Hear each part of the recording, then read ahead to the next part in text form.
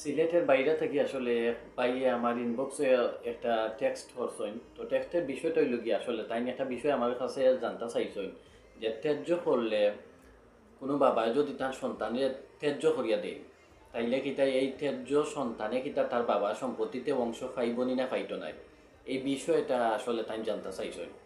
তো আসলে দেখুন, আমি এই ভিডিওর মাধ্যমে ওই বাইরে জানাই রে আমি, এবং অন্য যারা আছেন জানতে চাই তারারও আমি ভিডিওর মাধ্যমে বিষয়টা জানাইয়া দিব আজকে।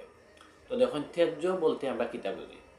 ত্যায্য বলতে আসলে যখন কোনো বাবায় তার সন্তানের উপরে অসন্তুষ্টি প্রকাশ করেন বা অসন্তুষ্ট থাকেন, তখন যদি সামাজিকভাবে মানুষের কাছে প্রকাশ করেন যে আজ থেকে আমার সন্তানের সাথে আসলে আমার কোনো সম্পর্ক নাই বা সম্পর্ক রইল না, এই বিষয়ে আসলে যখন সমাজের মানুষের কাছে প্রকাশ করেন, তখন আসলে তাদের ত্যায্য হওয়া হয়।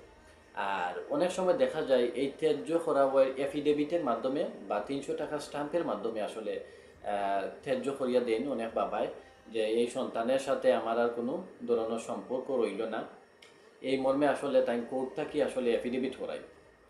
তো এই এফিডেভিট যতই করইন না কেনে, আপনি আপনার সন্তানের যতই ত্যায্য করইন না কেনে, বাংলাদেশের রাষ্ট্রীয় আইন এবং মুসলিম পারিবারিক আইন অনুসারে আসলে ত্যায্য পুত্রই বাবা সম্পত্তিতে অংশ পায় না, এই মর্মে কোনো ধরনের কোনো কথা উল্লেখ নাই। মানে ত্যায্য পুত্র যে আপনার সম্পত্তিতে অংশ পাইতো নাই, এমন কোনো ধরনের বিধান নাই। তো আসলে যে বাবারা তারা সন্তানের আসলে ত্যায্য করিয়া দেয়, এই ত্যায্য পুত্র বা ত্যায্য কন্যা সন্তান যেই থাকে না এখানে, এই ত্যায্য সন্তানা দিয়ে কিন্তু আপনি মারা যাওয়ার পরে আপনার সম্পত্তিতে অবশ্যই তার হিস্সা অনুসারে সে অংশ পাইব।